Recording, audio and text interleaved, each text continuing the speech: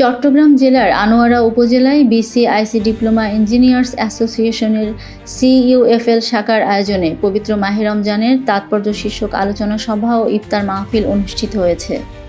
মঙ্গলবার 18 মার্চ বিকেলে সেন্টার দেয়াং রেস্টুরেন্টে এই অনুষ্ঠানের আয়োজন করা হয়।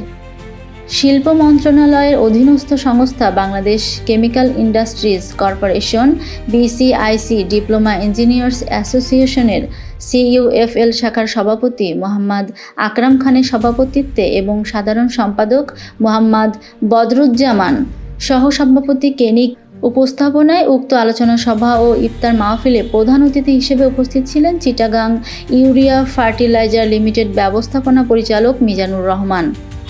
এ সময় তিনি বলেন, পবিত্র রমজান মাস মানেই মানবজাতির জন্য একটি বিশেষ সময়।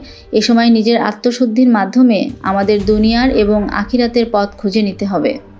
এ সময় আরও বক্তব্য রাখেন বিসিআইসি ডিপ্লোমা ইঞ্জিনিয়ার্স অ্যাসোসিয়েশনের কেন্দ্রীয় সভাপতি মোহাম্মদ শফিকুল ইসলাম চৌধুরী, সহসভাপতি প্রকৌশলী বিল্লাল হোসেন, সাধারণ সম্পাদক প্রকৌশলী আব্দুল হান্নান প্রমুখ।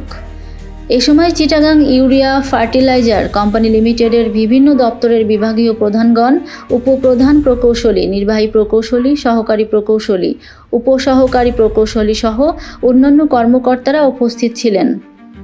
এ সময় বক্তারা পবিত্র মাহে রমজানের গুরুত্ব তাৎপর্য সম্পর্কে বিস্তারিত আলোচনা করেন।